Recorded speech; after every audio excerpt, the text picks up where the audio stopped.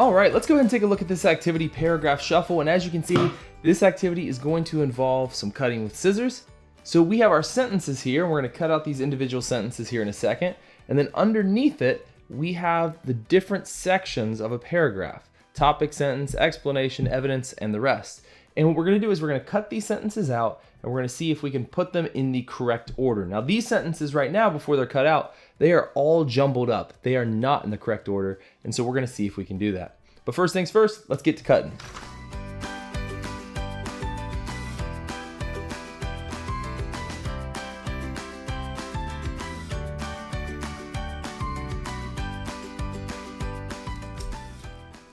All right, so now we've got all of our pieces cut out, and we'll put them anywhere.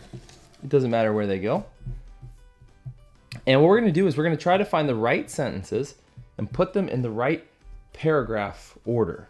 So I'm actually not going to start over here. I'm going to start with probably the easiest one. I usually look for something with a quote. Okay, so this one down here. As Dr. Jamal Smith puts it, quote, "If the sun were to stop working 8 minutes later, we would all be in big trouble." Now, chances are, just based on our structure here, this quote is going to go in the citation area. So I'm going to go ahead and put that in the citation area, right there. Okay. And then it's not necessarily going to stay there, but hopefully that's the right one. Let's grab another one. People should be thankful for the many ways the sun gives us light, energy, and power we need to survive on planet Earth. Now, that could be our topic sentence if the rest of it was about what the sun does for us. So that could be our topic sentence up there. It could also be maybe the elaboration, like if you're unpacking it. So people should be thankful for the many ways the sun gives us light, energy, and power we need. Even honestly, people should be thankful.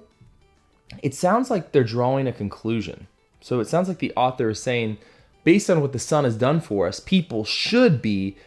I'm leaning toward totally not set on it, but I think this one could be the conclusion. Just because it's giving us a conclusion. It's saying, here's what the sun does, and people should be thankful. So let's just keep it here for now. Let's go ahead and grab another one. Scientists have found that the sun is 93 million miles away from Earth, but its light reaches us in just 8 minutes. Scientists have found that the sun is about 93 million miles away from Earth, but its light reaches us in just 8 minutes.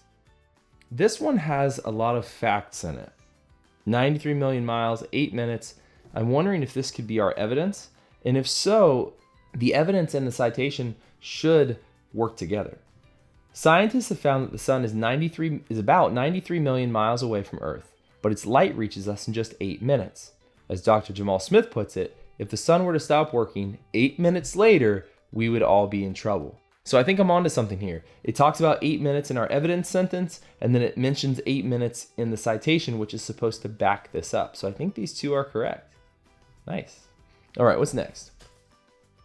Without the sun, plants couldn't make food through photosynthesis, and animals, including humans, wouldn't have the energy resources they need. Without the sun. Now, this sentence says if the sun were to stop working. So maybe this could be an example sentence, because it says plants can't make food through photosynthesis, and animals, including humans, wouldn't have energy resources. So what are some examples of what the sun does for us? Photosynthesis, energy resources. So it could be any of those. So I'm leaning toward examples for that. I'm going to put it a little off to the side just in case that's not it. All right, next. Let's look at this one. The sun is a huge glowing ball of gas that lights up our daytime sky. Now, I don't know if this is the introduction, but this sounds like maybe a topic sentence. Again, it says up here at the top of the paper, the topic of this is the sun. And then right off the bat, this one says, the sun is a huge glowing ball of gas that lights up our daytime sky. I think that could be it.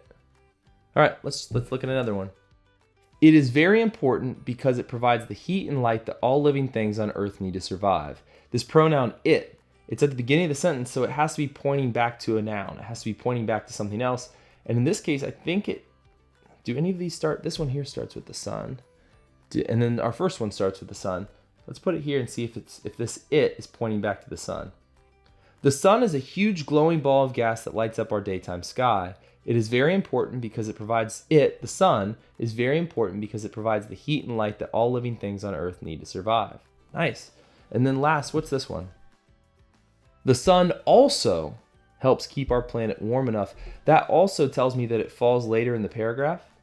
And they also points toward elaboration. Also points toward that we're adding to something also. So let's put these in position.